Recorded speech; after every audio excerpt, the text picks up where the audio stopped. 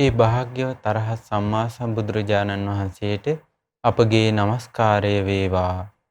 පළමු දෙවන තෙවන ධර්ම සංගායනා පවත්වමින් මේ ශ්‍රී සද්ධර්මයේ සුරක්ෂිත කොට වදාළ ඒ උතුම් මහරහතන් වහන්සේලාට අපගේ নমස්කාරය වේවා. අපගේ මේ ශ්‍රී ලංකා ද්වීපයේ ගෞතම බුදුසසුන පිහිටුවා වදාළ මිහිඳු මහරහතන් වහන්සේට අපගේ নমස්කාරය වේවා. අපගේ ගුරු දේවෝත්තම පින්වත් ලොකු ස්වාමින් වහන්සේට අපගේ নমස්කාරය වේවා. සාදු සාදු සාදු. වැඩ සිටින ගරුතර මහා සංඝරත්නයන් අවසරයි ශ්‍රද්ධාවන්ත පින්වත්නි, මේ පොසොන් මාසය තුල විශේෂයෙන්ම ඔබට අවස්ථාව ලැබිලා තියෙනවා මහා සතිපට්ඨාන සූත්‍ර දේශනාව මුල් කරගෙන සිදු කරන සදහම් කතිකාවතකට සම්බන්ධ වෙන්න. විශේෂයෙන්ම අපි දැනටමත් වැඩසටහන් දෙකක් පමණ පසුගිය දිනවල අවසන් කළා. එහිදී මහා සතිපට්ඨානිය ඇසුරු කරගෙන කොහොමද මේ බණ භාවනාව පුරුදු කරන්නේ? මේ මහා සතිපට්ඨාන සතිපට්ඨානයන් ජීවිතේ පුරුදු කරගන්නට අපට මූලික අවශ්‍යතාවයන් මොනවද? මේ ආදී කරුණු කාරණා කතා කරන්නට යෙදුණා. ඉතින් මේ දේශනාවේ තවදුරටත් අපිට බොහෝ කරුණු කාරණා කතා බහ කරන්න තියෙනවා. ඉතින් අද දවසේත් අප මේ සූදානම් වෙන්නේ මේ පියවුරුමේ නම් වූ මේ සදහම් කතිකාවත ආරම්භ කිරීමටයි. ඉතින් මේ සඳහා වැඩම කොට වදාළ පින්වත් ස්වාමීන් වහන්සේලා අපි පළමු කොට පාද නමස්කාර කොට පිළිගන්නවා. නමෝ බුද්ධාය ස්වාමීන් වහන්සේ. අද දවසේ මෙම පොසොන් ධර්ම සාකච්ඡාව සඳහා අනුග්‍රහයක දායකත්වයේ ලබා දෙන්නේ මාතර කැකුණදුර පදිංචි පින්වත් කමලා ලියනගේ ගුරු මෑණියන් ඇතුළු පවුලේ සියලු දෙනා විසින්. පින්වත් ස්වාමීන් වහන්සේ අපි පසුගිය සතියේ විශේෂයෙන්ම සතර සතිපට්ඨාන ධර්මයන්ගේ මූලික විස්තර කතා බහ කළා. ඒ වගේම සතර සතිපට්ඨානයේ කායානුපස්සනාවේ පළමුවෙනි භාවනාව වන ආනාපාන සති භාවනාව ගැන කතා කළා. ඒ වගේම අපි කතා කළා මේ ලෝකේ වැඩිම පිරිසක් පුරුදු කරන භාවනාව තමයි ආනාපාන සතිය. ඒ වගේම තමයි මේ ලෝකේ ගොඩාක් වැරදි විදිහට, ඒ කියන්නේ විවිධාකාර වැරදි ක්‍රම මගින් පුරුදු කරන භාවනාවත් ආනාපාන සති භාවනාව. දැන් අපි ගත්තොත් දැන් ඔය යෝග ව්‍යායාම් කරන ලෝකේ ඉන්නවා. ඒ අයත් ඉස්සලාම ගියපු ගමන් දෙන භාවනාව තමයි මේ හුස්ම රැල්ල කෙරෙහි සිත පිහිටවන්න කියනවා. ඊට පස්සේ සමහරට වෙනත් ආගම් වල අය පවා දැන් මේ ආනාපාන සති භාවනාවට කරන්න නැඹුරු වෙලා තියෙනවා. සමහර අය අපි දැකලා තියෙනවා මේ පාසල් ළමයින්ට පවා උගන්වනවා හයියෙන් හුස්ම ගන්න කියන. ඒකල හුස්ම අල්ලගෙන ඉන්න කියනවා. ඊට පස්සේ 10ට ගණන් කරන්න කියනවා. ඒකල ඊට පස්සේ ආයෙ හුස්ම පිට කරන්න කියනවා. මේ වගේ විවිධාකාර ක්‍රම භාවිතා කරනවා චිත්ත ඒකාග්‍රතාවයේ පිණිස. හැබැයි අපිට වාසනාවට අපගේ භාග්‍යවතුන් වහන්සේ ආනාපාන සති භාවනාව ආරම්භයේ සිට අරහත්ත්වයට දක්වාම කොහොමද පුරුදු කරන්න කියලා පිළිවෙලින් විස්තර කරලා තියෙනවා. විශේෂයෙන් අපිට මුණ ගැහෙනවා මහා සතිපට්ඨාන සූත්‍ර දේශනාව තුළ ආනාපාන සතිය කායානුපස්සනාව තුළ කොහොමද වැඩෙන්නේ කියලා. අපි ගියේ සැරේ පළවෙනි පියවරය ගැන කතා කළා. අපි පින්වත් ස්වාමීන් වහන්සේ ඉල්ලා සිටිනවා අප කෙරෙහි අනුකම්පාවෙන් එහි ඉදිරි පියවරයන් කොහොමද මේ ධර්මයේ පුරුදු කරන ශ්‍රාවකයා පුරුදු කරන්නේ කියන කාරණේ පැහැදිලි කරන්න කියලා. පින්වත් ස්වාමීන් වහන්සේලාගෙන් අවසරයි. ශ්‍රද්ධාවන්ත වාසනාවන්ත පින්වත්නි, පින්වත් ස්වාමීන් වහන්සේත් අපි එතකොට කලින් දවසේ කතා කළා ඒ ආනාපාන සතියේ මූලික ආරම්භයේ කොටස කතා බස් කළා. ඒකෙදි මං හිතන්නේ දැන් ඔය ලෝකේ ගොඩාක් ආනාපාන සති භාවනාව පුරුදු කරන්නේ. ඒකේ අපි ගත්තොත් ආනාපාන සති බොහොම සරල නිමිත්තක් වගේනේ පේන්නේ. ඒ කියන්නේ මානසිකාර්ය කරන ගොඩක් වචන නෑනේ. ඉතින් ඒක නිසා වෙන්න ඇති. අනිත් අතට ගත්තාම දැන් මේ ආනාපාන සතිය දැන් ස්වාමීන් වහන්සේ කියවන්නේ දැන් අර විවිධ විදිහට මේක විග්‍රහ කරනවා කියලා. විවිධ විදිහට විග්‍රහ කරනවා, විවිධ විදිහට පුහුණු කරනවා. සාමාන්‍යයෙන් දැන් ඔය හුස්ම රැල්ල කෙරෙහි යම්කිසි විදිහකට අවධානය යොමු කිරීමෙන් ඔය කොයි කවුරුත් මං හිතන්නේ යම්කිසි චිත්ත ඒකාග්‍රතාවයක් ලබන අවස්ථාවක් තියෙනවා. කියන්නේ යම්කිසි සංසිඳීමක් ඒගොල්ලෝ එකෙන් බලාපොරොත්තු වෙනවා. ඒක ලබන්න පුළුවන් යම් මට්ටමකින්. නමුත් දැන් බුදුරජාන් වහන්සේගේ ධර්මයේ තුල මේ මාර්ගඵල අවබෝධය කරා යන්න උමන ආකාරී කෙරෙන මේ විස්තර විග්‍රහය දන්නේ නැතුව කවදාකවත් මේ ආනාපාන සති මේ විදිහට මාර්ගඵල අවබෝධයක් කරලා දිනු කරන්න පුළුවන් වෙන්නේ නැහැ. ඒ කියන්නේ දිනු කරන්න පුළුවන්කමක් නැහැ කොහොමද? ඉතින් අපි කතාබස් කළේ මේක සම්පූර්ණයෙන් බුදුරජාණන් වහන්සේ මාර්ගඵල අවබෝධය කරා නැත්නම් නිවන කරාම ශ්‍රාවකයව ගෙනියන ආකාරයට භාග්‍යතුන් වහන්සේ ආනාපාන සතිය වදාලේ කොයි අරුද්ද කියන එක. ඒකේ ආරම්භය තමයි අපි කලින් දවසේ කතාබස් කළේ. ඒකෙදි අපි කතා කළා මුලින් මේ ශ්‍රාවකයා අර විදිහට භාවනාවට සුසු විදිහට වාඩි වෙලා සෝ සතෝ ආස්ස සති. එයා හොඳ සිහියෙන් හුස්ම ගන්නවා. සතෝ පස්ස සති. සිහියෙන්ම හුස්ම හෙලනවා. එතකොට මේක තමයි පින්වත්නි මූලික පියවර. අනිත් එක දැන් ඔබ හිතන්න එපා මේ දැන් හැම දිනාම අනිවාර්යයෙන්ම ආනාපාන සති භාවනාව අපි කරන්න ඕනේ මේ කායනුපස්සනාව වඩනවා කියලා. එහෙම එකක් නැහැ. ආනාපාන සතිය කැමති කෙනෙකුට වඩන්න පුළුවන්. හැබැයි ආනාපාන සතිය වඩන එක නේකේ ගොඩක් දක්ෂ වෙන්න ඕනේ. දැන් බුදුරජාණන් වහන්සේ වදාළලා තියෙනවා මේ සිහිනුවන මදේ එක්කෙනාට ආනාපාන සතිය දේශනා කරන්නේ නැහැ කියන. සිහි මුලා වෙච්ච එක්කෙනාට නුවණ නැති එක්කෙනාට දේශනා කරන්නේ නැහැ කියලා. ඒ නිසා මේකෙදි මුලින්ම කරන්න තියෙන්නේ අර විදිහට මේ සිහිය පුහුණු කරන්න ඕන ආස්වාස ප්‍රස්වාස රැල්ලේ. ඒකෙදි ස්වාමීන් වහන්සේ සාමාන්‍යයෙන් අපි ගත්තොත් අර මම කලිනුත් කිව්වා දක්ෂ කෙනෙකුට පුළුවන් දවසෙන් දෙකෙන් ආස්වාස ප්‍රස්වාස රැල්ලට හිත ගන්න. එහෙම බැරි එක්කෙනාට දක්ෂ නැති එක්කෙනාට ඒක අමාරු වෙන්න පුළුවන්. ඒකෙදි කොහොම හරි එයා සාමාන්‍යයෙන් මම හිතනවා දැන් දවස් සතියක් හමාරක් මෙහෙම උත්සාහ කරන්න ඕන. ඒ උත්සාහ කරද්දී එයා එතකොට දැන් ආස්වාස ප්‍රස්වාස කෙනෙක්ගේ වදින්නේ එක්ක නාසිකාග්‍රේ එක්ක මේ තොල් පොට ළඟ මේ තැන් වල තමයි හැපීම තියෙන්නේ. ඉතින් එයා සාමාන්‍යයෙන් දැස පියාගෙන මුහුණේ ඉස්සරහට මේ අවධානය යොමු කරන් ඉන්න ඕන. හොඳ සිහි කල්පනාවක. එතකොට එයාට පුළුවන් ඒක කරගන්න. එතකොට සමහර වෙලාවට එහෙම බැරි වෙන අය ඉන්න පුළුවන්. එහෙම බැරි වෙන අයට මට හම්බුණා දැන් ඉස්සර පැරණි මහතෙරුන් වහන්සේලා පාවිච්චි කරපු ක්‍රමයක් කර මේකට යම්කිසි ප්‍රායෝගික අභ්‍යාසයක් අර ආස්වාස ප්‍රස්වාස රැල්ල ප්‍රකට කරගන්න. ඒ තමයි එයා අර විදිහටම භාවනාවට වාඩි වෙලා ඉඳලා පින්වත් ස්වාමීන් වහන්සේ මේ අවධානය යොමු කරන් එයාට ආස්වාස ප්‍රස්වාස දැනෙන තැනේදී දැන් එකපාරක් දෙපාරක් කාටවත් දැනෙනවනේ. එක දිගටනේ මේක පවත්වන්න බැරි. එතකොට එයා කරන්නේ මේ ආස්වාසයක් කරන ප්‍රස්වාසයක් හරියට දැනේදී ඒක ගණන් කරන ක්‍රමයක් තියෙනවා. ඒක යම්කිසි අභ්‍යාසයක් ආස්වාද ප්‍රස්වාස රැල්ලේ හිත පිහිටවන කරන අභ්‍යාසයක් විතරයි. ඒකට ගණනා කියලා තියෙන්නේ. ගණන් කරනවා කියන්නේ එයා දැන් ආස්වාසයක් කරනවා නම් ආස්වාසයක් කැපුණාම 1යි කියලා ගණන් කරනවා.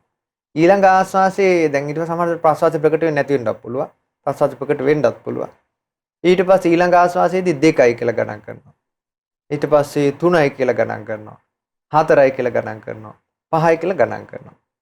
ඊට පස්සේ ඊළඟ වතාවෙත් ආයෙත් ඒක 5ට අඩුවෙන් ගණන් කරන්න එපා කියනවා. එතකොට අමාරු කෙන එක කරන්න. ඊට පස්සේ දෙවෙනි වතාවෙත් ආයෙමත් ආස්වාසයක්ෙදී 1යි කියලා ගණන් කරනවා. ආයෙ දෙවෙනි 2යි කියලා ගණන් කරනවා. ඔහම 5 ගිහිල්ලා 5 ඉක්මව 10 දක්වා යනවා ඊළඟ වතාවෙදී. ওই විදිහට මේ එකේ ඉඳලා 10 දක්වා මේ ආස්වාද ප්‍රසවාස ගණන් කරන්න ඕන. එහෙම ගණන් කරද්දී එයාගේ හිත පිහිටනවා ඒකේ. මේක යම්කිසි ප්‍රායෝගික පුහුණුවක් ඒක. දැන් සාමාන්‍යයෙන් අපිට චූටි කාලේ ගත්තන් පස්සේ අපිට ගණන් උගන්වන්න අපිට සියඹලයට දෙන්නේ. සියඹලයට අරන් මේ ඒ ගණන් හදන්න. ඊළඟට මට මතකයි අපි අර පුංචි සංදී මේ ඝන කරාමු හදන්නේ නේ. ඒක ගණන් පුහුණු කරන්න නේ. ඒ වගේ මේකේ අභ්‍යාස කරනවා යාව. එතකොට මේකේ එහෙම පුහුණු කරන්න කියනවා 1 2 3 කියලා. ඒතර එක ආස්වාස ප්‍රාසසයක් මේ ඉරුවිච ගම ඊළඟ එකේ එන්නේ නැහැ නේ. යම්කිසි කාලපරසයක් තියෙන්න පුළුවන් යාර ප්‍රකට වෙන්න. එතකොට එයා අර නිකන් කරනවා කියන්නේ ඊළඟ එක ප්‍රකට වෙනකන් 1යි 1යි කීකේ හිත ඉන්නවා. ඊළඟ එකේ වදිනකන් ආස්වාස ප්‍රාසසයේ ස්පර්ශ වෙනකම්. එහෙම ගණන් කරනකොට 2ක් කියලා ගණන් කරා ඊළඟ එක එනකන් 2යි 2යි කියලා ගණන් කරනවා. යම්සේ දෙක නිකන් අර v මයිනය ගණන් කළා මොකක් හරින් v මයින අර මට මතක නෑ ඒකට කාර්තුද මන්ද කියන්නේ v මයින ඒ වාදනයට දාලා එකක් ගණන් කළා ඊළඟ එක පුරෝගණ අතරේ කොච්චරවත් 1යි 1යි කියනවා ගාන වර්ධින නිසා කියනවා. ඒ කියන්නේ ලොකු ඉලක්කම් වලට එම් ගියාම ඒක තියෙනවනේ. දැන් 75 න 76 න 76 කී තමයි ඊළඟ එක එකතු කරන්නේ. ඒකට රොඩු මොනාරෙන් වුණොත් රොඩු බැහැර කරලා අර ඉලක්කම කියෝ ඉන්නවා. ඒ වගේකින් ඒක පොඩි අභ්‍යාසයක් ඒක. ඒක කොච්චර කල් කරන්න ඕනද කියනවා. යම් විටක හොඳට ආස්වාද ප්‍රස්වාසයට ප්‍රකට වෙනවා ඉලක්කමෙන් තොරව. ඒ දක්වා විතරයි කියන එක කරන්නේ. ඉතින් අර පුහුණු කරන කෙනෙකුට ඒ වගේ ක්‍රමයක් වුණත් වරදක් නෑ. ඒක සූත්‍රයේ තියෙන කන්නේ මේක අටුවාවේ මම දැක්කා ඒක විනය අටුවාවෙත් තියෙනවා. ඊට පස්සේ විනය අටුවාවට ආව ඒක හතරවෙනි පරාජිකාවේදී බුදුර තුන්වෙනි පරාජිකාව ආනාපානසති කියනවා දන්නවනේ. එතනින් ඒක ඇවිත් තියෙන්නේ පටිසම්පදා මග්ගප්පකරණෙත් තියෙන විස්තරේ. ඉතින් එහෙම ක්‍රමයක් කෙනෙකුට ඕන නම් පුහුණු කරන්න පුළුවන්. ගැටලුවක් නැහැ. නමුත් ඒක ඉලක්කම මත තියෙන එකක් නෙමෙයි. ඒ ඉලක්කමෙන් පුහුණු කරන්නේ යාට ආස්වාද ප්‍රසවාස ප්‍රකට කරගන්න ගන්න. සිහියම මූලික කරගෙන ආස්වාස් ප්‍රාසාසය මූලික කරගෙන යන්න ඕන එකක් නේ. ආස්වාද ප්‍රසවාස මූලික කරලා යන්නේ ආයේ. ඒකේ 10න් එහා යන්නේ නැහැ කියනවා. පොඩි ඉලක්කම් ප්‍රමාණයක් තුළ තමයි 5ක් 10ක් අතර තමයි ගණන් කරන්නේ. එතකොට ඒක මුල් කොටස. එතකොට මුලදී එයා සාමාන්‍යයෙන් ආස්වාද ප්‍රසවාසයේදී දීර්ඝ ආස්වාසද කෙටි ආස්වාසද ඒව මොකක්වත් එයා බලන්නේ ඊට පස්සේ එයා බලන්නේ ආස්වාසයක් ඇතුළු වෙන විදියත් ප්‍රසවාසය පිට වෙන විදියත් විතරයි. ඒක තමයි එයා පුහුණු කරන්නේ. කාලයක් පුහුණු කරන්න ඕනේ. ඊට පස්සේ එහෙම පුහුණු කරද්දී ඊළඟට තියෙනවා පළවෙනි එක සෝ සතෝ වස්සත් සතෝ පස්ස සති. දීගං වාස්ස සන්තු දීගං අස්සසාමීති පජානාති. එහෙම එයාට හොඳට ආස්වාද ප්‍රස්වාසී ප්‍රකට වුණාට පස්සේ ආස්වාද ප්‍රස්වාස හොඳට එයාට මෙනෙවෙන්න ගත්තට පස්සේ දැන් එයාට ආස්වාද ප්‍රස්වාස වල විශේෂ ලක්ෂණ ප්‍රකට වෙන්න ගන්නවා මේ භාවනාව තුළ. ඒ තමයි ඇතැම් විටක දීර්ඝ ආස්වාසය එනවා. සාමාන්‍ය ජීවිතේ මිනිස්සු එකපාරට ඉඳලා ලොකු හුස්මක් ගන්නලා ඉන්නවා. කියන්නේ මොකා කරන ලොකු ප්‍රශ්නයක් ඉවරලා මිනිස්සු ලොකු හුස්මක් හෙලෙනවා අපේ ඇති යන්තම් දැන් කියලා. ඒ වගේ ඉතින් මේක සාමාන්‍ය ජීවිතේ තියෙන එකක්. ඒක ස්වභාවික කෙනෙක්ටම ඒත් හිත පිටවන්න ඕනේ. එතකොට දීර්ඝ ආස්වාසයේ එද්දී එයා දීර්ඝ ආස්වාසයක් කියලා මන අකුට දැනගන්න පජානාති. මනවින් දැනගනි. දීගං වාස සන්තෝ දීගං අස්සසාමිති පජානාති. දීගං වා පස්ස සන්තෝ දීගං පස්ස සාමිති පජානාති. දීර්ඝ ප්‍රස්වාසයක් එද්දී ඒක දීර්ඝ ප්‍රස්වාසයක් කියලා මන අකුට දැනගන්නවා. දැන් සාමාන්‍යයෙන් අපි වචන දෙකකින් ඕක කියලා අවසන් කරනවා. නමුත් මේක එයාට කාලයක් පුහුණු කරන්න ඕනේ. ඒ පුහුණුවෙන්තරෝ එයාට ඒ අත්දැකීමට එන්න බෑ. හොඳට දැනගන්න දීර්ඝ ආස්වාසයක් දීර්ඝ ප්‍රස්වාසයක් කියලා. ඊළඟට එන්නේ මොකද්ද? සබ්බ කාය පටිසංවේදී. රසංවාස සිස්සාමි සික්කති. ඒතර කෙටියෙන් ආස්වාසයක්ෙදී කෙටි ආස්වාසයක් කියලා දැනගන්න ඕන. කෙටි ප්‍රස්වාසයක්ෙදී කෙටි ප්‍රස්වාසයක් කියලා දැනගන්න ඕන. එතකොට ඒක මේ දෙවෙනි අධීරයේදී දීර්ඝ ආස්වාස හැටියට දැනගන්නවා. දීර්ඝ ප්‍රස්වාසය හැටියට දැනගන්නවා. කෙටි ආස්වාසය හැටියට දැනගන්නවා. කෙටි ප්‍රස්වාසයත් කෙටි ප්‍රස්වාසය හැටියට දැනගන්නවා. ඕක පුහුණු ගන්නවා. සමහරට පින්න සංසද අපිට මුණ ගැහෙන දැන් ඔය මට්ටමට දියුණු වෙලා නැහැ. එයා නමුත් දන්නවා ඊළඟ පියවරයන් මේවා කියලා. එයා ඇඩ්ජස්ට් කරගන්නවා. මේ සමහරට හිතලම දීර්ඝ ගන්නවා, හිතලම කෙටියෙන් ගන්නවා. එහෙම එකක් නෙවෙයි මෙතන සාමාන්‍යයෙන්. එහෙම එකක් නෙවෙයි මෙතන. මෙතන ස්වභාවිකයකටම එයා මේ අවධානය යොමු කරන්නේ. සිහියෙන් හුස්ම ගැනීමත් හෙලීමත් තුල තියෙන දියුණුවක්. වඩා සිහිය නුවණ බලවත් වීමක්. ඒ කියන්නේ සිහිය නුවණ බලවත් වීම තමයි මේක විශේෂ ලක්ෂණ ප්‍රකට වෙන්න ගන්න. එතකන් එයාට ආස්වාදයක් ප්‍රාස්වාදයක් කියන දැනීම විතරයි තියෙන්නේ. එතනින් එහා තවදුරටත් එයාට සිහිය දියුණු වෙන්න ඒ වගේ දීර්ඝ බව, කෙටි බව ප්‍රකට වෙන්න ගන්නවා. එතකොට ඒක පුහුණු කරන්න ඕන කාලයක් තිස්සේ. දීගං වාස සන්තු දීගං අස්සසාමිති පජානාති. ඉතින් හොඳට තේරුම් ගන්න මහන්සි ගන්න ඕන. ඊට පස්සේ කෙටි ආස්වාද ප්‍රස්වාසත් ඒ විදිහට දැනගන්න තියෙනවා. ඊළඟට තියෙනවා සබ්බ කාය පටිසංවේදී යස සිස්සාමිති සික්කති. සබ්බ කාය පටිසංවේදී යස සිස්සාමිති සික්කති කියද්දී මුළු ආස්වාසක කයම තේරුම් ගන්න ඕන කියනවා. එතකොට ආස්වාස කයම තේරුම් ගන්නවා කියන දැන් ආරම්භයේදී යාට නාසිකාග්‍රයෙන් හරින් තොල්පොට ළඟින් හරි මේක ස්පර්ශ වුණාට පස්සේ මේ කෙලවර දක්වාම ඒ කියන්නේ කුස දක්වා පෙනහළු දක්වාම ගිහිල්ලා දැන් ඊට පස්සේ අභ්‍යන්තරයට ගිහිල්ලා ඒක අවසන් වෙනකන් දක්වාම ගිහිල්ලා එයා තේරුම් ගන්නවා. ඒක අපි ගත්තොත් එහෙම සිහියෙන් අත්දකින්න එකක් ඒක. මේ ඇහෙන් දකින්න එකක් වගේ එකක් නෙමෙයි. සිහියෙන් අත්දැකීම. හොඳට මුළු ආස්වාස කයම තේරුම් ගන්නවා. සබ්බ කාය පටිසංවේදී අස සික්සාමි සික්කති. ඒකට පුහුණු වෙනවා. එයා ඒ සික්කති කියන වචනේ පාවිච්චි කරන්නේ සිහිනෝනිය යුතු එයා පුහුණු වෙනවා.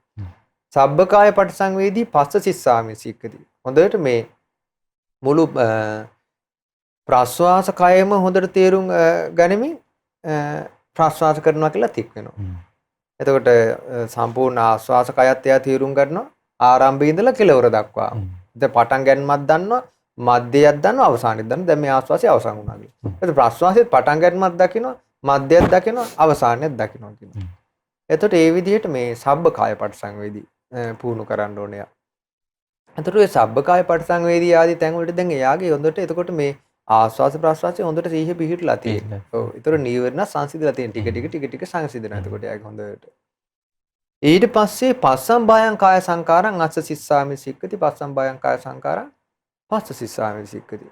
හොඳට ආස්වාස කය සංසිඳුවමින් ආස්වාස කරන්නේ මේ හික් වෙනවා කියනවා. ප්‍රස්වාස කය සංසිඳුවමින් ප්‍රස්වාස කරන්නේ මේ කියලා හික් වෙනවා. එතකොට ඒකෙදි මේ ආස්වාස ප්‍රස්වාස අරබයා මේ භාවනාව කරද්දී මේකේ සිහිය දියු දැන් මේ භාවනාවේ සිහිය දියුණු වෙන්න මොකද වෙන්නේ අර ගොරෝසු හුස්ම සංසිද්ධලා සහැල්ලු හුස්ම දක්වා එනවා. එතකොට මේ ක්‍රමක්‍රමයෙන් හුස්ම රැල්ල සහැල්ලු වෙනවා යාගේ. එතකොට ඒක සහැල්ලු කරමින් එයා ආස්වාස ප්‍රස්වාසය තේරුම් ගන්නවා. ඒතර මුළු ආස්වාස කයත් තේරුම් ගන්නවා ප්‍රස්වාස කයත් තේරුම් ගන්නවා. ඊට පස්සේ ආස්වාස කය සහැල්ලු කරමින් ආස්වාස කරනවා කියලා හික්මනවා. එතකොට හික්මනවා කියන්නේ ඒ ආස්වාසයේ සහැල්ලු වීම තුලත් එයා හොඳට අවධානයෙන් ඒක තේරුම් ගන්නවා. ප්‍රස්වාසය ඊට පස්සේ සහැල්ලු වෙලා යනවා. එතකොට ප්‍රස්වාසයත් එයා හොඳට සහැල්ලු මේ වෙලාවට ප්‍රස්වාස කරද්දී ඒකත් හොඳට මේ තේරුම් ගන්නවා සිහිනුවන තුර. එතකොට මේ ආනාපාන සති භාවනාවේ තියෙන දුෂ්කරතාවය තමයි මේ භාවනාව ප්‍රගුණ වෙන්න නිමිත්ත සියුම් වෙනවා. ආස්වාස ප්‍රස්වාස නිමිත්ත සියුම්. ඒක තමයි කෙනෙකුට මේක ඉස්සරහට ය아가න්න තියෙන අමාරුව. දැන් ගොඩක් අයට වෙන එකක් තමයි දැන් අර හුස්ම රැල්ල සැහැල්ලු වෙද්දී ඊට පස්සේ යාට දැන් නීවරණ එක පැත්තකින් සෑහෙන නීවරණ සංසිඳලා මේ වෙද්දී. නීවරණ සංසිඳලා ඊට පස්සේ කය බර ගතිය නෑ, කය සැහැල්ලුයි. ඊට පස්සේ දැන් ඔහම ආස්වාස ප්‍රාස්වාසයේ එන්න සැහැල්ලුලා එයාට නොදැනී යන තත්ත්වයටපත් වෙනවා. ගොඩක් අයට. ඒ නොදැනී යන තත්ත්වයටපත් වෙන්නේ ඒකට හේතුව තමයි ඒ ආස්වාස ප්‍රාස්වාස සැහැල්ලුව තමයි ඒ ආස්වාස ප්‍රාස්වාස මේ සිහිනුවණින් අල්ලගන්න තරම් එයාගේ සිහිනුවණ තියුණු වෙලා නෑ. ඒකයි. දැන් මේක යාර නිකන් පටසලුව මහන්නවා කියන පටසලුව මහදී තියුණු ඉදි කට්ට ඕන කියනවා. ඒකයි. ඒ තරම් සිනිදු සේද සලුව. තියුණු දේවකේ තමයි කියන මේ සිහිනුවණ වුණාක වෙන්නේ මේකේ. ඉතින් ඒකට එයා හොඳට මේ පුහුණු කරන්න ඕනේ ඒක තේරුම් ගන්න. ගොඩාක් ඔය සාමාන්‍යයෙන් ආනාපාන සතිය පුරුදු කරන අම්මලා එතකොට උපාසක මහතුරුයි කියන එක තමයි ස්වාමීනි මේ මුළු ඔක්කොම සෑහලුලාගේ ඊට පස්සේ දැන් මොකුත් දැනෙන්නේ නැහැ මේ ආස්වාස ප්‍රාස්වාස නැතුව ගියා කියලා. ඒ වෙන්නේ යාගේ උමනා මට්ටමට එතන සිහිනුවන වැඩිලා නැහැ. නමුත් එයා යම් දුරක් ඇවිත් තියෙනවා දැන් මේ වෙද්දි. මේකෙදි හරි ලස්සනට තියෙනවා මේ අටුවාවේ විස්තරي කලබල වෙන්න එපා කියනවා. දැන් ඊට පස්සේ ඉක්මනට එයා ඇතරින් නැගිටලා පත්කඩේ අකුලා යන්න එපා කියනවා භික්ෂුව. මං ආචාර්යයන් වහන්සේගේ හිමසන්න ඕන කියලා ඒත් කලබල වෙන්න එපා කියනවා. මොකද මේ ඒ ඉරියව්ව වෙනස් කරද්දී ආයාමත් භාවනා කර්මස්ථානේ මුලට පැමිණෙනවා කියනවා එයා. ඒ නිසා ඒ ඉරියව්වෙම ඉඳලා දැන් එයා කල්පනා කරන දැන් එයාට ආස්වාද ප්‍රාස්වාද තේරෙන්නේ නැහැ. දැන් එයා කල්පනා කරන්න කියනවා මේ ආස්වාද ප්‍රාස්වාද දැන් මට නොතේරී ගියා. ආස්වාද ප්‍රාස්වාද නැතිසයක් තමයි දැන් දැනෙන්නේ. මේ ආස්වාද ප්‍රාස්වාද මගේ හැබෑවටම නැද්ද? නැත්තම් තියනවාද කියලා එයා බලන්න කියනවා මේ ආස්වාද ප්‍රාස්වාද භාග්‍යතුන් වහන්සේ කොහෙද නිරුද්ධ වෙනවා කියලා වදාලේ කියලා. හොඳ නුවණ තියෙනවනේ මේකට. කොහෙද නිරුද්ධ වෙනවා කියලා වදාලා කියලා දැන් කල්පනා කරන්න කියනවා මව් කුසේ ඉන්න කාලේ මේ ආස්වාද ප්‍රාස්වාදයේ මේ නාසිකාග්‍රය හරහා වැඩ කිරීම නැහැ කියලා කල්පනා කරනවා. ඊට පස්සේ හතරෙනි ධ්‍යානට සම්වැදුණාන් පස්සේ ආස්වාද ප්‍රාස්වාද නිරුද්ධ වෙනවා. රූප අරූප භවවල ඉපදුනාට පස්සේ ආස්වාද ප්‍රාස්වාදයේ දෙන්නේ නැහැ කියනවා. ඊට පස්සේ නිරෝධ සමාපත්තියට සම්වැදුණාන් පස්සේ ආස්වාද ප්‍රාස්වාදයේ නැහැ කියනවා. නිරුද්ධ වෙලා තියෙන කියනවා. මරණයට පස්සේ ආස්වාද ප්‍රාස්වාදයේ නිරුද්ධ වෙලා තියෙන කියනවා. ඊට පස්සේ විසඤ්ඤ වුණාට පස්සේ ඒක සිහි නැති වීමක් වගේ අදහස් කරන්නේ. සිහි නැති වුණාට පස්සේ නම් ආස්වාද ප්‍රාස්වාදයේ වැඩ කරනව නැද්ද කියන එක මට ඒක හරියට ගාරන්නේ. සමහර මිනිස්සු සිහි නැතුණම ආස්වාද ප්‍රාස්වාද වැඩ කරනවා. කොහොම හරි අපි අර කරුණු ටික ගත්තොත් එහෙම එතකොට එයා කල්පනා කරනවා කියන ඒ භාවනාසල මම මව්කුසේ ඉන්නවත් නෙමෙයි. මම නිරෝධ සමාපatti සම්වැදිලත් නැහැ. මම හතරෙනි ධ්‍යානට සම්වැදිලත් නැහැ. මම මැරිලත් නැහැ. මම මේ අරූප ලෝකයක වගේ ඉපදලත් නෙමෙයි. මම දැන් මේ මානසික ලෝකේ ඉන්නවා. ඒ වුණා මගේ ආසාද ප්‍රසාද නැති වෙන්න දෙයක් නැහැ. අනිවාර්යයෙන් මේ ආසාද ප්‍රසාද තියෙන්න ඕන කියලා. දැන් එයා මොකද කරන්න ඕනේ කියනවා මේ යම් කලින් තැනක ආස්වාස ප්‍රාස්වාසය ඇවිල්ලා හැපුණාද නාසිකාග්‍රය හරියෙන් තොලපට ළඟ හරියෙන් ඇවිල්ලා හැපුණාද යම් තැනකින්ද එයා ඒක අල්ලගත්තේ ආස්වාද ප්‍රාස්වාසයේ එතන අවධානය පිහිටවන්න කියනවා. අවධානය පිහිටලා මානසිකාරය කරන්න ඕන. ආස්වාස ප්‍රාස්වාස කර කී. එහෙම මානසිකාරය කරද්දී වෙන තැනක හොයන්න යන්න එපා කියනවා. කුසය ඇතුළේද හරියම හොයන්න එපා කියනවා. ඒ Tamanට ස්පර්ශ වෙච්ච තැන හොයන්න ඕන. යම්සේද මේ වගේ කියනවා.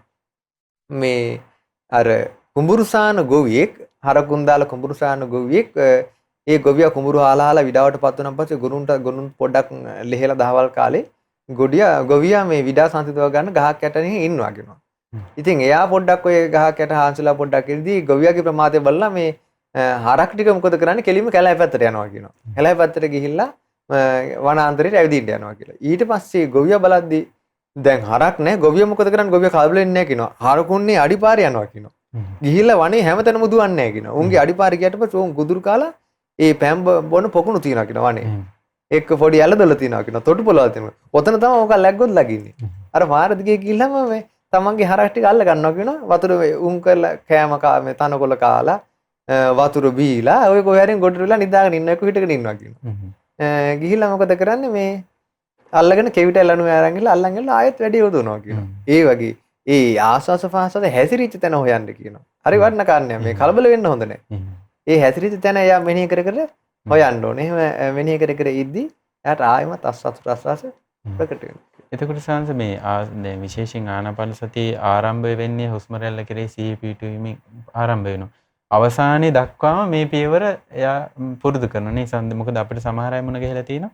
ඔය වගේ පියවර කිහිපයක් ඉස්සරහට යනකොට සිත එකඟ බවත් එක්ක හුස්ම රැල්ල කෙරෙහි සිත පිහිටුවෙන එක අතහැරලා දාලා එයා වෙනත් අරමුණක් කෙරෙහි හිත එකඟ කරන්න මහන්සි ගන්නවා. ඔව්. නමුත් ආනාපාන සතිය අවසානයේ දක්වා මොන වෙනස්කම් සිද්ධ වුණත් ආස්වාස් පාස්වාස් කෙරෙහි සිහිය පිහිටන එක තියෙනවා නේ සවන්න. තියෙනවා. ඒ කියන්නේ දැන් අපි ගත්ත සමහර දැන් මටත් හම්බෙලා තියෙනවා. එහෙම සමහර අම්මලෙන් සවනන්ස මේක දැනෙන්නේ නැතු ගියා. ඊට පස්සේ මං ධාතු මනසිකාරය කරේ අසුබ කියලා. නමුත් එයාගේ හිත ඒත් එකඟ වෙනවා ඒකේ. නමුත් ආනාපාන සතිය නෙමෙයි. ආනාපාන සතිය මුදුන්පත් වෙලා නෙමෙයි. නමුත් දැන් අර නිවන සංසිඳු මට්ටම හිටපු නිසා පට් ගාලා සමහරට වෙන සංඥාවකට දා ගන්න පුළුවන්. දාපු ගමන් ඒක වැඩ කරනවා. නමුත් ආනාපාන සතිය මෙයා ඉදිරියට ගියා නෙමෙයි. එතකොට මේකේ මේ කතාවස් කරන්නේ දැන් පස්සම්බයං කාය සංකාරං අසසිස්සාමිසේ සික්කති කියන තැනදී කායනුපස්සනාව දක්වා විතරයි මෙතන මේ කතා කරන්නේ. ඉතින් එහා වේදනානුපස්සනාව දක්වා යන එකක් තියෙනවා. ඒත් ආස්වාද ප්‍රසවාසය අල්ලගෙනමයි. චිත්තානුපස්සනාව යන එකක් තියෙනවා. ධම්මානුපස්සනාව යන එකක් තියෙනවා. ඒකයි මම කිව්වේ මේකම ආරම්භණේ එයාට ඒකේ ප්‍රකට වෙන්න දී යනවා කියලා මේ සතිපට්ඨානේ. එකම ආස්වාද ප්‍රසවාස ආරම්භණේ. ඉතින් මෙතනදී කායानुපස්සනා කොට තමයි විස්තර කරන්නේ. එතනදී එයා මේ භාවනා සංඥාව මාරු කරන්නේ නැතුව එයා එක දිගට අර විදිහට ඒක උත්සාහවත් වෙන්න ඕන. ඉතින් කෙනෙකුට ඒක කරගන්න බැයි නම් එයා දුකටපත් වෙන්න ඕනේ. එයාට ඕන තරම් තව භාවනා සංඥා තියෙනවා. ඒකයි. එහෙම උත්සාහවත් වෙලා පුහුණු කිරීම තුළ තමයි මේක දියුණු කරගන්න තියෙන්නේ. පින්වත්නි සෑම සම්මා සම්බුදුරජාණන් වහන්සේ නමම සම්බුද්ධත්වයටපත් වෙන්නේ ආනාපාන සති භාවනාව පුරුදු කිරීමෙන්. ඉතින් ඒ නිසා ඔබ ආනාපාන සති භාවනාව පුරුදු කරන්න කැමති නම් අපේ පින්න ස්වාමීන් වහන්සේ පැහැදිලි කර විදිහට බොහොම ඉවසීමෙන් යුතුව කාලයක් නැවත නැවත ඒ විදිහට පුරුදු කරන්න ඕන. මේ පිළිබඳව තව පියවර 16ක් ඔස්සේ භාග්‍යතුන් වහන්සේ අරහත්ත්වයට දක්වාම අපට හම්බ වෙනවා ගිරිමානන්ද සූත්‍රය, ආනාපාන සති සූත්‍රය වගේ දේශනාවල භාග්‍යතුන් වහන්සේ ඊටාම පැහැදිලිව කොහොමද මේ භාවනාව ඉදිරියට කරන්න කියන කාරණේ පැහැදිලි කරලා තියෙනවා. ඒ වගේම බුද්ධ දේශනාවල බුදුරජාණන් වදාarලා තියෙනවා සමහර පුජ්‍යලෝ ඉන්නවා කරුණක් තේරුම් ගන්න උපමාවකින් කියනවා. ඒ නිසා මේ දේශනා කෞශල්‍යයෙන් පරිපූර්ණ වෙච්ච අපගේ ශාස්ත්‍රඥ වහන්සේ දේශනාව සිය ගානක නොයෙක් උපමාවන් හරි විසිතුරු අලංකාර උපමාවන් වලින් සමහර දහම් කාරණා පැහැදිලි කරලා දීලා තියෙනවා. ඉතින් ඒ වගේම මෙතන අපිට මුණ ගැහෙනවා ආනාපාන සතිය පින්න ස්වාමීන් වහන්සේ මේ ශ්‍රාවකයා කොහොමද පුරුදු කරන්න ඕන කියලා උපමාවකින් භාග්‍යතුන් වහන්සේ දේශනා කරලා තියෙනවා. ඒ උපමාවත් අපිට සැකවින් පැහැදිලි කරලා ස්වාමීන් වහන්සේ. පින්වත් ස්වාමීන් වහන්සේ ශ්‍රද්ධාවන්ත පින්වත්නි, දැන් අපේ ස්වාමීන් වහන්සේ ආනාපාන සතිය අනුපිළිවෙලින් මනාකොට මේ ලස්සනට ඒක විස්තර කළා. බුදුරජාණන් වහන්සේ සතිපට්ඨාන සූත්‍රයේදී මේ ආනාපාන සති භාවනාව ගැන උදාහරණකින් පෙන්නනවා. බුදුරජාණන් වහන්සේ වදාළා සෙය්‍යතාපි භික්කවේ දක්කෝ බමකාරෝවා. යම් ආකාරයකින් මේ දක්ෂ මේ වඩුබාසුන් කෙනෙක් ඉන්නවා. එහෙම නැත්තම් බමකාරන්තේ වාසීවා. එහෙම නැත්තම් ඒ වඩුබාසුන් නැහැගේ ගෝලෙක් ඉන්නවා. දැන් මේ අය නිතර කරන එකක් තමයි මේ ලී මනාකොට සකස් කරගන්න යතු ගෑමේ කටයුත්ත කරනවා. ගොරෝසු කොටස් අයින් කරලා ඒ හැඩතල මවන්න යතු ගෑමේ කටයුත්ත කරනවා. එතකොට යතු ගෑමේ කටයුත්ත කරද්දී බුදුරජාණන් වහන්සේ වදාලා දීගං වා අංචන්තෝ දීගං අංචාමිති පජානාති. එතකොට සමහර වෙලාවට අත දිග හැරලා යතු කැටි අල්ලලා දීර්ඝව ඒ කෙනා යතු ගෑම සිද්ධ කරනවා. ඒ වෙලාවේ අර වඩුබාසුන් නැහැ. එහෙම නැත්නම් අර වඩුබාසුන් නැහැ ගෝලයා තේරුම් ගන්නවා කියන මේ වෙලාවේ මම දීර්ඝව දැන් යතු ගෑම සිද්ධ කරනවා. ඒ වගේම සමහර වෙලාවෙදී රස්සං වාංජන්තෝ රස්සං අංචාමිති පජානාති.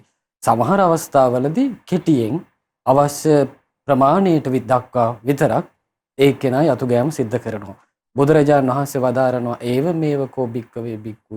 මහණෙනි ඔන්න ඔය ආකාරයෙන්ම භික්ෂුව ආනාපාන සතිය වඩන භික්ෂුව දීර්ඝ හුස්ම ගනිද්දී දීර්ඝ හුස්ම ගන්නවා කියලා තේරුම් ගන්නවා. ඒ වගේම දීර්ඝ හුස්ම හෙලද්දී දීර්ඝ හුස්ම හෙලනවා කියලා දැනගන්නවා. ඊට පස්සේ බුදුරජාණන් වහන්සේ දේශනා කරන දැන් අපි ස්වාමීන් වහන්සේ ඒක විස්තර කළා.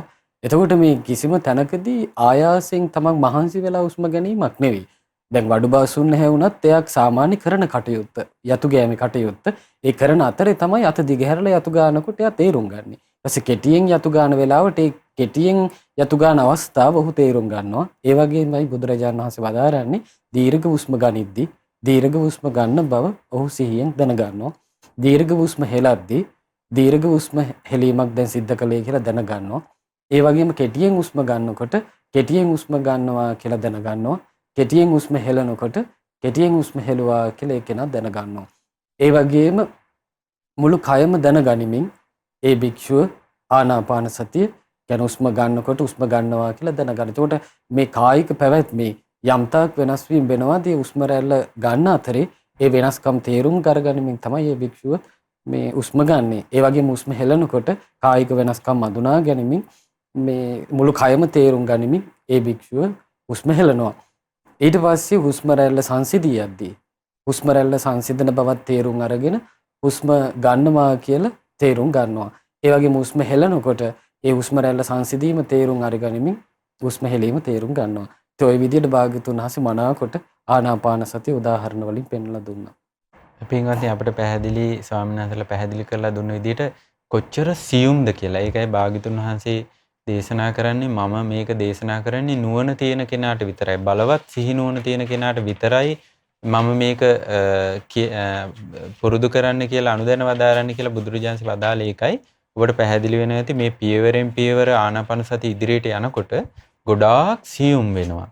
එතකොට බලවත් චිත්ත සමාධියක් ඇති වෙනකොට සිහිනුවන බලවත් වෙනකොට ඊටාම සියුම් මේ ආස්වාස ප්‍රාස්වාස රැල්ල මුල් කරගෙන එහි ඇති වෙන වෙනස්කම් දකිමින් තමයි ශ්‍රාවකයා ඉදිරියට මේ භාවනාව පුරුදු කරන්නට ඕන. ඉතින් අපි මේ ආනාපාන සති භාවනාවේ කායානුපස්සනාවට අදාළ පියවරයන් තමයි මේ මහා සතිපට්ඨාන සූත්‍රයේදී සඳහන් වෙන්නේ. අපි ඒ පිළිබඳව තමයි මේ තාක් කතා බහ කළේ. ඊළඟට ස්වාමීන් වහන්සේ මේ සතිපට්ඨාන සූත්‍ර දේශනාව තුළ තව මුණ ගැහෙන කොටසක් තියෙනවා. අර අපි ආතාපි සම්පජානෝ සතිමා කියන කොටස නැවත නැවත ආපහු මුණ ගැහෙනවා වගේම මේ කොටස නැවත නැවත අපිට මුණ ගැහෙනවා. ඒ නිසා මම හිතනවා මේ ආරම්භයේම නිසා මේක අපි නිරවුල් කරගෙන මේ ඉස්සරහට ගියොත් හොඳයි කියලා. ඒ තමයි මේ සෑම භාවනාවක් අවසානයේ බුදුරජාණන් වහන්සේ මෙන්න මෙහිම දේශනා කරනවා. ඉති අජ්ජත්තං වා කායේ කායානුපස්සී විහෙරති. බහිද්ධා වා කායේ කායානුපස්සී විහෙරති. අජ්ජත්ත බහිද්ධා වා කායේ කායානුපස්සී විහෙරති කියලා. මේ විදිහට බුදුරජාණන් වහන්සේ දහම් පරයයක් දහම් කොටසක් දේශනා කරලා තියෙනවා. පිනසවනස මේ කාරණේ අපිට පැහැදිලි කරලා දෙන්න පුළුවන් නේද? ඔව් මේක ඊටාම වැදගත් කාරණාවක්. සාමාන්‍යයෙන් භාග්‍යතුන් වහන්සේ මේ සතිපට්ඨාන දේශනාවේදී උන්වහන්සේ ඉස්සල්ලා ශ්‍රාවකයා හික්මවන්නේ අජ්ජත් කායි සති කායानुපස්සීව හැසිරීම. නැත්තම් අජ්ජත් කාය සතිපට්ඨානෙ. ඒ කියන්නේ තමාගේයයි සලකුණු ලබන මේ ශරීරයත් එන්නත මේ කයත් කය කෙරෙහිත් කායානුපස්සීව වාසය කරනවා කියලා. දැන් මෙතන අපි ආනාපාන සතිය ගත්තොත් මෙතන ආස්වාස ප්‍රස්වාස කය තමයි එයා හොඳට ප්‍රකට කරන් කායානුපස්සීව වාසය කරන්නේ. එතකොට අපි ඉස්සරහට කතා කරන ඉරියාපත ගැන ඊට පස්සේ සම්පජන්න ගැන අසුබ ගැන ධාතු මනසකර ආදී ඒ තැන්වලදී ඒ බානවා. මොකද අපිට සාමාන්‍යයෙන් දැන් අපි කෙලෙස් වලින් ගැට ගැහිලා ගිහින් තියෙන. එහෙම නැත්නම් අපිට සංයෝජන ක්‍රියාත්මක වෙන්නේ ආධ්‍යාත්මික ශාරීරික කිරී විතරක් නෙවෙයි. බාහිර ශරීරියත් අපිට ප්‍රශ්නයක්. ඒකයි දැන් අර දෙවිය වදාලේ අන්තෝ ජටා බහි ජටා. අභ්‍යන්තරයේත් ගැට ගැහිලා ඉන්නවා බාහිර දේ කිරියෙත් ගැට ගැහිලා ඉන්නවා. ජටා ජටිතා පජා. එතකොට මේ මුළු ප්‍රජාම ගැට අවුලේ ගැට ගැහිලා ඉන්නේ. එතකොට මෙතන ජට කියලා මේවා කරේ තෘෂ්ණා අවුල කියනවා. තෘෂ්ණා අවුලෙන් ගැට ගැහිලා ඉන්නවා. එතකොට අජ්ජත් කායය තමයි සාමාන්‍ය සතිපට්ඨාන ඉස්සෙල්ලා වඩන්නේ. ඒ කියන්නේ ආධ්‍යාත්මික කායික ස්වභාවය තීරුම් ගන්න නැතුව පරකාය කිරී ඥානයක් එයාට එන්නේ. එතකොට මෙයා හොඳට ආස්වාස ප්‍රස්වාසයේ මුල් කරන් තමාගේයි සලකනු ලබන්නා වූ මේ ආස්වාස ප්‍රස්වාස නම් වූ කායික ස්වභාවය කිරී කායानुපස්සීව වාසය කරනවා. ඒකෙදි මම තවත් කාරණාවක් කියන්න මට මතක් වුණා. දැන් ඔය ආනාපාන සතිය කරෑදී අපි දැන් අර කිව්වනේ පස්සම්බයං කාය සංකාරං කියලා. දැන් ඔය මට්ටම් එද්දී හොඳට හිත සංසිඳිලා එතකොට නීවරණ සංසිඳිලා ධ්‍යාන මට්ටම් වලට ඇවිල්ලා මෙහෙම තියෙනවා. එතකොට සමහර අයට මේ ආනාපාන සතිය පුරුදු කරගෙන යද්දී ආස්වාස ප්‍රාස්වාස රැල්ල ප්‍රකට වෙලා සංසිඳීන් ආදී හටගනිද්දී සමහර අයට පින්නොත් සාරණාස ඒකෙදි මේ ආස්වාස ප්‍රාස්වාස මේ එක එක විදිහටයි වැටෙන්න ගන්න. ඒක සාමාන්‍යයෙන් වඩන කට්ටිය කියනවා. ස්වාමීන් වහන්සේ මේ නිකන් නූලක් යනවා වගේ තේරෙනවා කියලා. ඒ එක එක්කෙනාට වැටෙන ක්‍රමේ. වැටෙන ඒ සංඥා. කියන්නේ මේ භාවනාවල තියෙන නිමිති සංඥාවෙන් උපන්න එකක් කියන භාවනා නිමිති. සමහරුන්ට ඒක නිකන් නූලක් ඇතුළට යනවා එනවා වගේ වෙන්න පුළුවන් සිහින්ව. සමහරුන්ට පුළුන් රොදක් වගේ කියන එක වැටෙන්නේ. සමහර අයට නිකන් මල් දමක් වගේ වැටෙන්නේ කියනවා. මේ එක එක සංඥාවෙන් උපන් නිමිති. ඒවට එකක්වත් කලබල වෙන්න. සමහරුන්ට ආලෝකේ පහළ වෙනවා ඒකත් එක්ක. ඉතින් මේවා එකක්වත් එයා ප්‍රශ්නයක් කරගන්න ඕනේ නැහැ. සංසිඳීමත් එක්ක උපදින දේවල්. ඒතර එයා ඉස්සල්ලා මේ විදිහට හොඳට වල්ලා ආධ්‍යාත්ම තමාගේයි සලකන්නා වූ ශරීරියත් මේ කායානුපස්සීව වාසය කරනවා. ඒ කියන්නේ තමන්ගේ ජීවිතයේ කෙරෙහිත් මේ ආස්වාස ප්‍රස්වාස නම් වූ කායික ස්වභාවය කොහොමද ක්‍රියාත්මක වෙන්නේ කියලා හොඳට එයා නෝනින් තේරුම් ගනිමින් ආස්වාස ප්‍රස්වාසී යෙදෙනවා. බහිද්ධාවා කායේ කායානුපස්සී විහෙරති කියන්නේ මේ බාහිර පුද්ගලයන් තුලත් මේ ආස්වාස ප්‍රස්වාස නම් වූ ස්වභාවය වැඩ කරන්නේ මේ ක්‍රමයටමයි කියලා එයා මේ තේරුම් ගන්න. ඒක සාමාන්‍යයෙන් අපි ගත්තොත් භාවනාව තුලෙද්දී එකක් නෙමෙයි. දැන් අපි ගත්තොත් එයාට දැන් අපි ගත්තොත් එයා භාවනාව කරනවා. භාවනා කළා භාවනාව නැගිටිනවා. නැගුණන් පස්සේ එයා තේරුම් ගන්නවා මේ මගේ ශාරීරික ක්‍රියාත්මක වෙන විදිහම එහෙනම් අනිත් අයගේ සිද්ධ වෙන. එතන හේතු ප්‍රත්‍ය ධර්ම ස්වභාවයක් තියෙනවා. මෙතන හේතු ප්‍රත්‍ය ධර්ම ස්වභාවයක් තියෙනවා කියලා. ඒ විදිහට තේරුම් ගනිලා. මොකද ආනාපාන සතිය මේ වඩන්නේ ඉඳගෙන ඉන්න ඉරියව්ව විතරයි. අනිත් භාවනා කමටන් සිව් ඉරියව්වේ වඩන්න පුළුවන්. අසුබ ගත්තොත් එම සිව් ඉරියව්වේ වඩන්න පුළුවන්. ධාතු මනසිකාරය ගත්තොත් සිව් ඉරියව්වේ වඩන්න පුළුවන්. සම්පජාන්නේ සිව් ඉරියව්වේ වඩන්න පුළුවන්. ඉරියාපතේ සිව් ඉරියව්වේ වඩන්න පුළුවන්. ආනාපාන සතිය ගැන එහෙම කතා කරලා නැහැ. ආනාපාන සතිය ඉඳගෙන ඉන්න ඉරියව්වේ වඩන්න. ඉතින් ඒ ආධ්‍යාත්මිකයි කායනුපස්සී වාසය කරාට පස්සේ ඒ ඔස්සේ බාහිර ජීවිත තුල තියෙන්නේත් මෙතන මේ වගේ හේතුප්‍රත්‍ය පැවැත්මක් කියලා එයා නෝනින් තේරුම් ගන්නවා. ඒ අටුවාවේ සඳහන් කරනවා එයා භාවනාවේ නැගිට්ටට පස්සේ කියනවා ඒ කාරණේ නුවන් දැකීම වාසය කරන්න. ඒ කියන්නේ මේ දැන් අපිට එයා නැගිටලා හොඳ සීනුවණින් ඉන්නවා. ඒතකොට එයා දකින්න අනිත් මේ මිනිස්සු කතා බස් කරනවා හැතෙරෙනවා. ඒ දකින්න එයා කල්පනා බාහිර සරලුලත් මේ ක්‍රමයේ තමයි තියෙන්නේ කියලා. ඒකයි. එතකොට මේ බාහිරත් එයා හේතු ප්‍රත්‍යයෙන් හටගත් ධර්මතාවයක් දකිනවා. ආධ්‍යාත්මික හේතු ප්‍රත්‍යයෙන් හටගත් ධර්ම ස්වභාවයක් දකිනවා. එහෙමයි පින්න සාමන. ඒ වගේම පින්වත්නි දැන් අපට මුණ ගැහෙන තවත් කොටසක් දහම් පරයයක්. ඒ කොටසත් නැවත නැවතම භාග්‍යතුන් වහන්සේ සෑම භාවනාවකම පැහැදිලි කරන කොටසක් තමයි මේ සමුදය ධම්මානුපස්සීවා කායස්මින් විහෙරති. මේ විදිහට භාග්‍යතුන් වහන්සේ මේ භාවනාවේ හට ගැනීම නැතිවීම දකිමින් ඉන්නවා කියලා. ඉතින් පින්න ස්වාමීන් වහන්සේ අපිට මේ කාරණේත් පැහැදිලි කරලා දෙන්න මේ භාවනාව පුරුදු කරන ශ්‍රාවකයා තවදුරටත් කොහොමද මේ පියවරයන් අනුගමනය කරන්න කියලා. ඔව් පින්නත් ස්වාමීන් වහන්සේ බුදුරජාණන් වහන්සේ ආස්වාස ප්‍රාස්වාසයේ වදාලේ කයක් හැටියට. එතකොට කාය පටිබද්ධයි. කයත් එක්ක තමයි බැඳලා තියෙන්නේ. එතකොට බුදුරජාණන් වහන්සේ දේශනා කරනවා භික්ෂුව සමුදය ධම්මානුපස්සීව කායස්මින් විහෙරති. මේ ආස්වාස ප්‍රාස්වාස කියන මේ කාය පටිබද්ධයත් එක්ක මේ තියෙන මේ ස්වභාවී හට ගැනීම දකිමින් වාසය කරනවා. ඊළඟට වය ධම්මානුපස්සීව කායස්මින් විහෙරති. මේ ආස්වාස ප්‍රාස්වාස නම් මේ කාය ස්වභාවයේ අභාවයට යන හැටි වෙනසීමට පත් වෙන හැටි දකිමින් වාසය කරනවා. ඊළඟට භාග්‍යතුන් වහන්සේ වදාළ සමුදය වය ධම්මානුපස්සීව කායස්මින් විහෙරති. මේ ආස්වාස ප්‍රස්වාස නම් වූ කාය ස්වභාවයේ හට ගැනීමත් ඒ වගේම නැතිවීමත් අභාවයට පත් වෙන ස්වභාවයත් දකිමින් වාසය කරනවා. එතකොට කුමක හට ගැනීමද කුමක නැතිවීමද ඒ ශ්‍රාවකයා බලන්න ඕනේ. භාග්‍යතුන් වහන්සේ වදාළ මේ දැන් මේ ආස්වාස ප්‍රස්වාසය කාය පටිබද්ධ නිසා මේක තේරුම් ගන්න තියෙන්නේ මේ කයේ හැපෙන ස්වභාවයෙන්. එතකොට ඒක මේ ස්පර්ශයක් බවට පත් වෙනවා. ඊට භාග්‍යතුන් වහන්සේ වදාළ ඒ කයට ඒක පහස දැනෙද්දී ඒක කාය විඥාණයෙන් ඒක දැනගන්නවා. එතකොට භාග්‍යතුන් වහන්සේ වදාළ එතනින් කාය ස්පර්ශය හට ගන්නවා. එතකොට ඒකේනා මේ කයත් රූප ස්වභාවයක් මේ ආස්වාස ප්‍රස්වාස කියන මේ හුස්ම රැල්ලත් සතර මහා ධාතුන්ට අයිති ස්වභාවයක්. එතනින් එක්කෙනා මේ රූපය කියන කොටස අරගෙන රූපේ හට ගැනීමත් නැතිවීමත් එක්කෙනා විමසන්න ඕනේ. ඊළඟට ස්පර්ශය නිසා හුස්ම රැල්ල හුස්ම ඉහළ ගන්නකොට හුස්ම රැල්ල පහළට හෙලනකොට ඒ හරහා ඇතිවන විඳීම් ගැනත් සිහියෙන් ඉඳලා ඒ විඳීම් වල හට ගැනීමත් නැතිවීමත් බලන්න ඕනේ. ඊළඟට භාග්‍යතුන් වහන්සේ වදාරනෝ ඒ කෙනා මේ විඳිනකොට ඒ කෙනා හඳුනා ගැනීමක් කරනවා. ඒ හඳුනා ගැනීමත් ස්පර්ශයෙන් හටගත් එකක්. ස්පර්ශයේ වෙනසීමෙන් වෙනසිලා යන එකක් කියලා මේ හඳුනා ගැනීමේ සංඥාවේ හට ගැනීමත් නැතිවීමත් ඒ කෙනා බලන්න ඕනි කියනවා.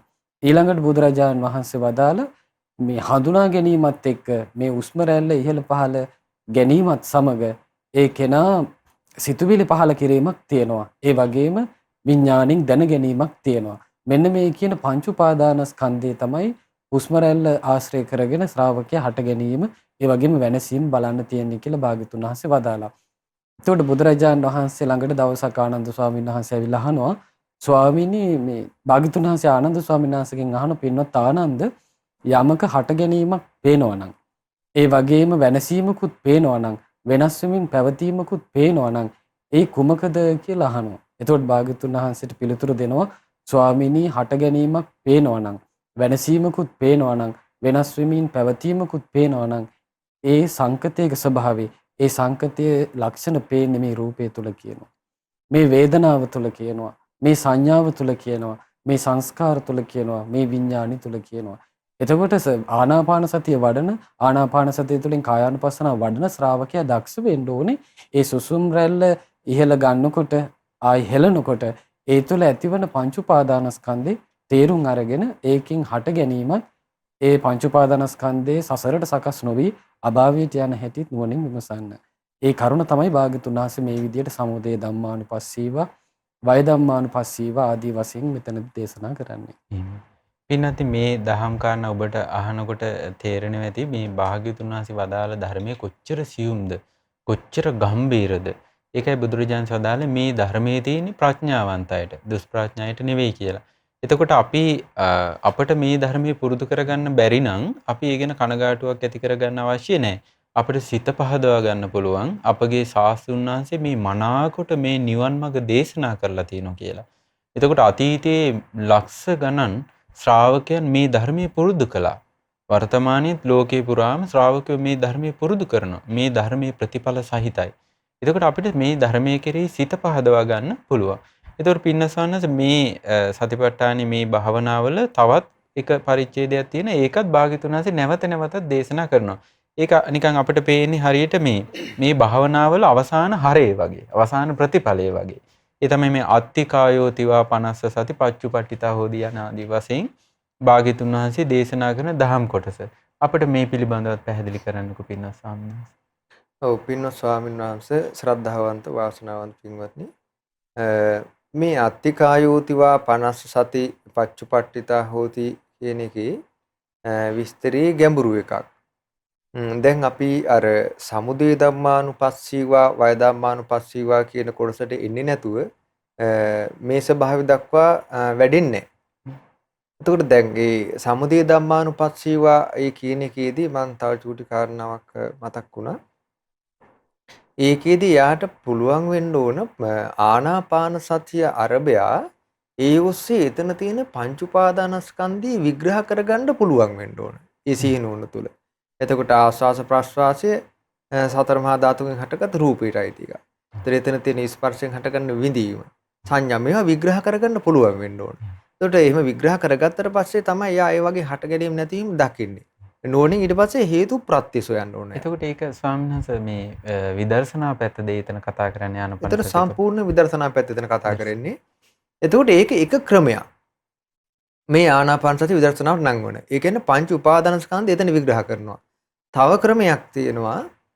ඒකේ දෙයා බලනවා මේ ආස්වාස ප්‍රස්වාස නම් වූ කායික ස්වභාවයේ මේ මොන හේතු ප්‍රත්‍යයන්ගෙන්ද මේ ආස්වාස ප්‍රස්වාසය මේ වැඩ කරන්නේ මෙහෙම.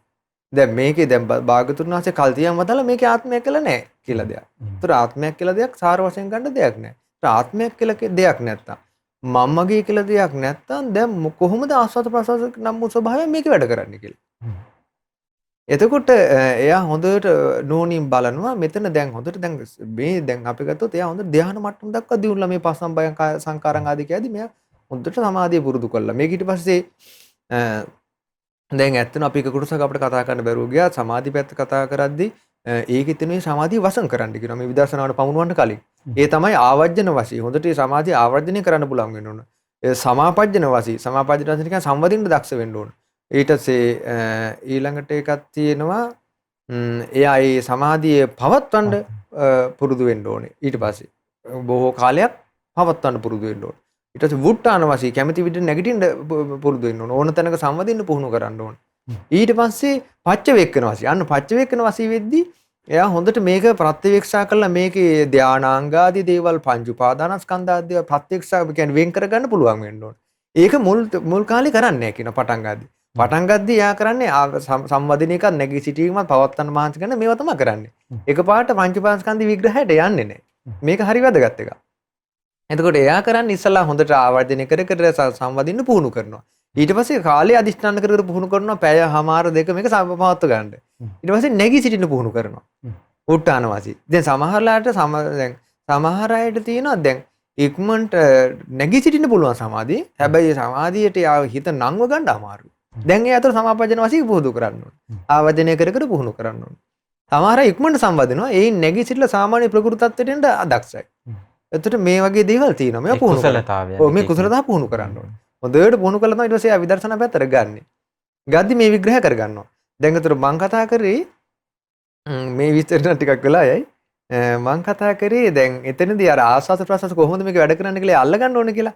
අල්ලගද්දී එයා කල්පනා කරනවා දැන් මේ ආස්වාද ප්‍රසවාස කොහොම පවතින්නේ. අන්න එතකොට එයා තේරුම් ගන්නවා සතරමා ධාතුන්ගෙන් හටගත්ත කායික ස්වභාවයක් තියෙනවා. ඒ කාය ඇසුරු කරන් තමයි ආස්වාද ප්‍රසවාසී වැඩ කරන්නේ. ඒතකොට එක පැත්තකින් සතරමා ධාතුන්ගෙන් හටගත් ශාරීරිය මේකට උපකාරයි. දෙවෙනි එක තමයි මේ නාස් සිදුරු ඊට පස්සේ මේ හුස්ම ගන්න මේ නාල මේ මාර්ගේ අපි ගත්ත ඒකට ගත්තොත් අපි ධර්මයෙන් වචනයක් ගත්තොත් මෙතන අවකාශ ධාතුවක් තියෙනවා. ආන්න එක මේ නාස් සිදුර ආදී දේත් එක්ක තමයි මේ ආස්වාද ප්‍රසවාස වැඩ කරන්න පිනාලුත් එක්ක. ඒතර එයා බලන මේ නාස් සිදුරත් මෙතන හේතුප්‍රත්‍ය වෙලා තියෙනවා. ඊළඟට හිත වැඩ කරන්න ඕනේ මේක චිත්ත ස්වභාවය. එතකොට මෙන්න මේ තුනේ උපකාරයෙන් අනිත් පැත්තෙන් ආහාර ආදී දිගේ උපකාර පැත්තක් තියෙනවා. මේ හේතුප්‍රත්‍ය තේරුම් ගන්න ඕනේ. එතකොට මේ සතරමා ධාතුන්ගේ ශාරීරියක් තියෙනවා. ඊට පස්සේ නාස් සිදුරු තියෙනවා. මේ හිත වැඩ කරනවා. එතකොට මේ හේතුප්‍රත්‍ය ටික තීදි තමයි ආස්වාස ප්‍රස්වාසයෙන් සැරිසැරීම තියෙන්නේ. මොකද අපි කල්පනා කරලා හුස්ම ගන්නව නෙමෙයිනේ. අපි මේ මෙලෝ දෙයක් ගැන අපි ගත්තොත් ආස්වාද ප්‍රස්වාස ගැන මතකයක් නැතුව ඉඳ වෙන බරපතල ප්‍රශ්න වල ඉදිත් අපි ආස්වාද ප්‍රස්වාස ගන්නට වැඩ කරනවා. නිදාගෙන ඉඳි ආස්වාද ප්‍රස්වාස වැඩ කරනවානේ. එහෙනම් මේක මේ මම කියලා කෙනෙක් ඉඳලා ඒ මම කියන කෙනාගේ උමනට සිද්ධ වෙන දෙයක් නෙමෙයි හේතුප්‍රත්‍ය ධර්ම ස්වභාවය.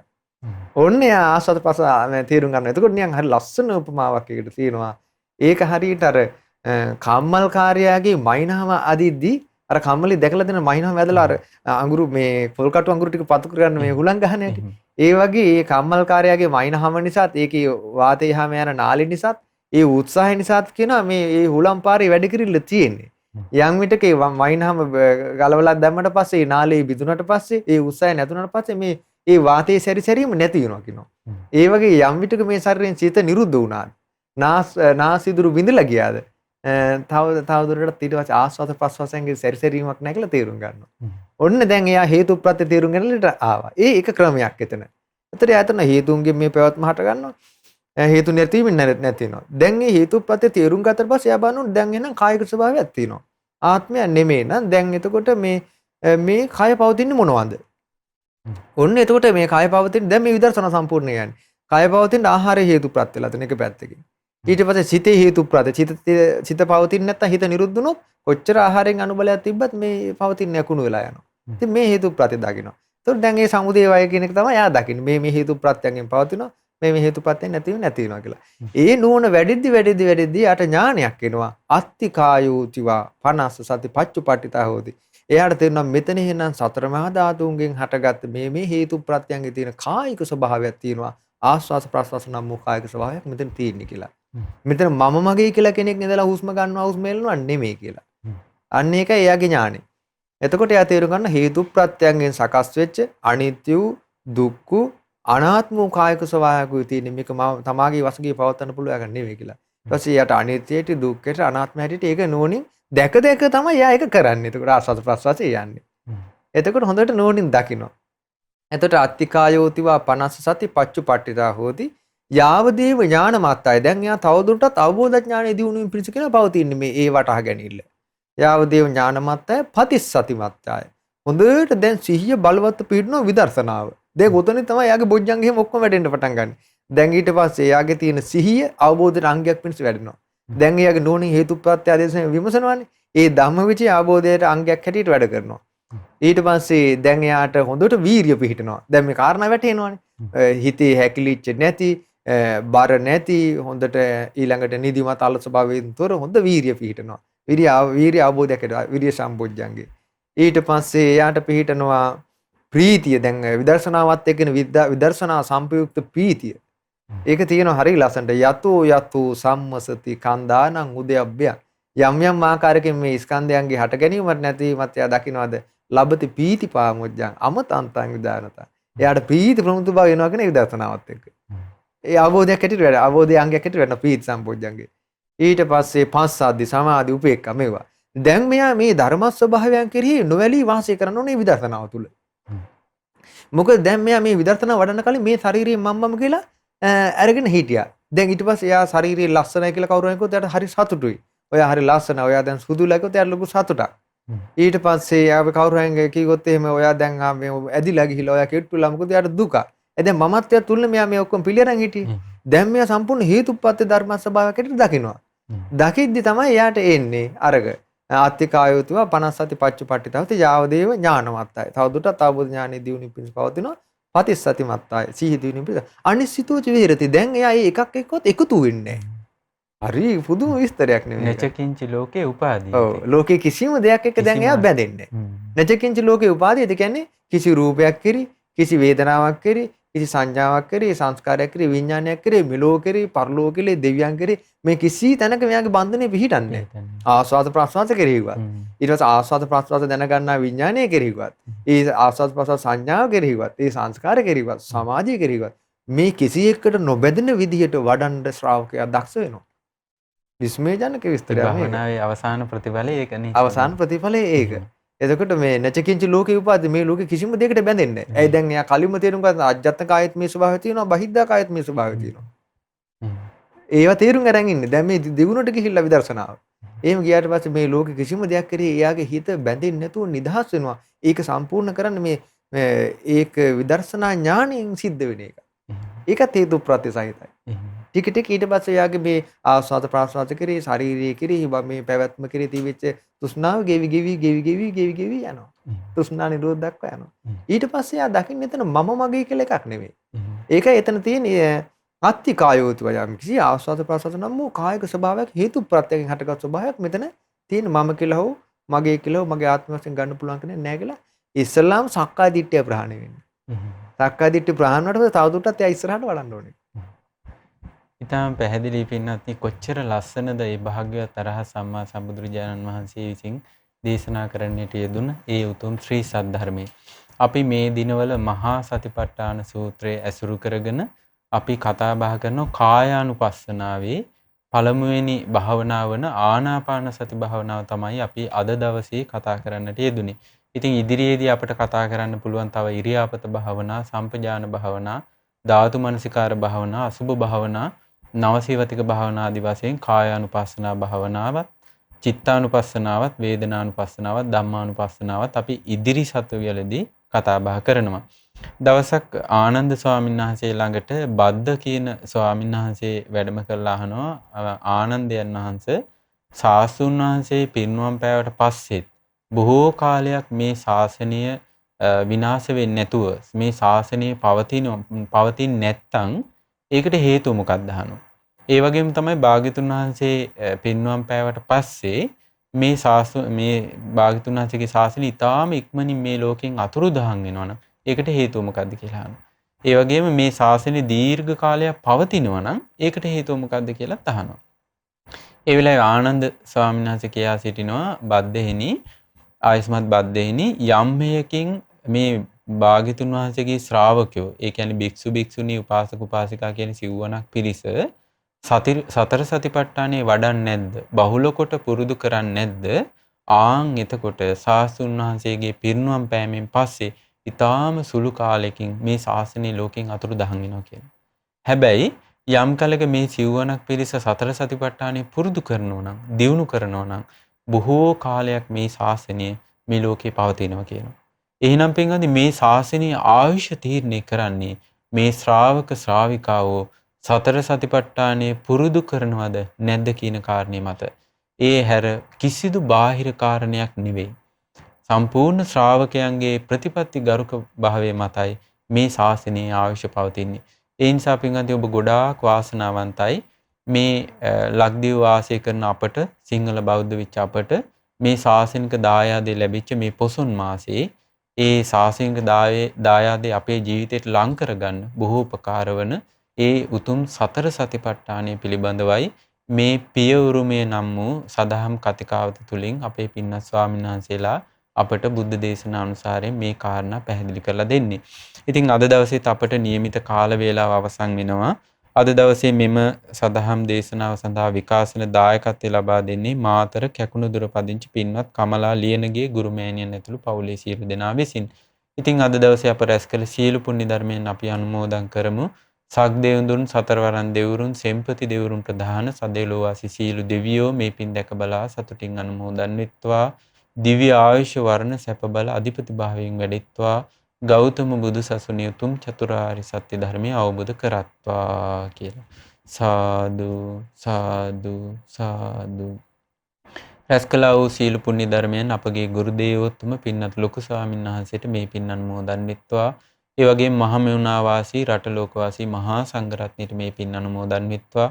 ඒ වගේම මේ සදහම් මණ්ඩපයට වැඩම කරලා අප කෙරෙහි අනුකම්පාවෙන් ඒ බුද්ධ භාෂිතේ ඊටාම නිර්වෘල්ව අපට පැහැදිලි කරලා දෙන පින්වත් ස්වාමීන් වහන්සේලා දෙනමට මේ පින් අනුමෝදන් වෙත්වා. පින්වත් ස්වාමීන් වහන්සේලාට සුවසේ ගෞතම බුදු සසුනේ උතුම් ආර්ය සත්‍ය අවබෝධ කරගන්න මේ සීල පුණ්‍ය ධර්මයන් හේතුපකාර වේවා. සාදු සාදු සාදු.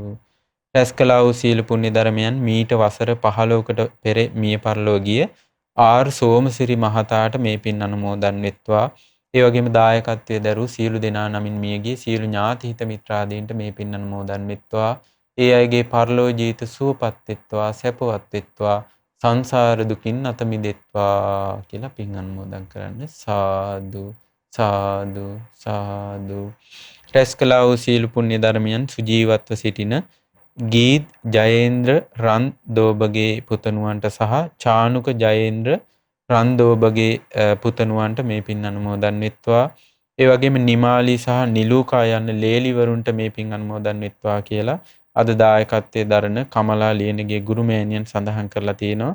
ඒ වගේම මෙත්සුකි ජයේන්ද්‍ර, සස්මි අකේන්‍යා ජයේන්ද්‍ර යන මිනිබිරියන්ට සහ සවිරු ජයේන්ද්‍ර මුණුපුරාට මේ පින් අනුමෝදන් කරන්න කියලා සඳහන් කරලා තියෙනවා. ඉතින් අද දවසේ මේ දායකත්වයේ දරන කමලා ලියනගේ ගුරුමෑණියන් ඇතුළු පවුලේ සියලු දෙනාටත් ඒ නම් සඳහන් කළ දූ දරුවන්ට මුණුපුරු මිනිපිරියන් ඇතුළු පවුලේ සියලු දෙනාට මේ පින් අනුමෝදන් වෙත්වා. ඒ සියලු දෙනාම නිදුක් වෙත්වා, නිරෝගී වෙත්වා, සුවපත් වෙත්වා, දීර්ඝායු සම්පත් ලබත්වා. ගෞතම බුදු සසුනේ උතුම් ආර්ය සත්‍ය අවබෝධ කරගන්න වාසනාව ලැබේවා. සාදු සාදු සාදු. ඒ වගේම විශේෂයෙන් සඳහන් කරලා තියෙනවා දැනට කොරෝනා වසංගත තත්ත්ව හේතු කරගෙන ලංකාව වාසී ඒ වගේම ලෝකේ පුරාම රෝගීන් බවට පත් වෙලා සිටින සියලු දෙනාට මේ පින් අනුමෝදන් කරන්න කියලා. ඉතින් ඒ සියලු දෙනාම මේ පින් අනුමෝදන් වෙලා වහ නිදුක් නිරෝගී සුවපත් භාවයේ සැලසේවා, දීර්ඝායු සම්පත් සැලසේවා කියලා පුණ්‍ය අනුමෝදනා කරන්න. සාදු සාදු සාදු. සියලු දෙනාටම තෙරුවන් සරණයි. නමෝ බුද්ධාය.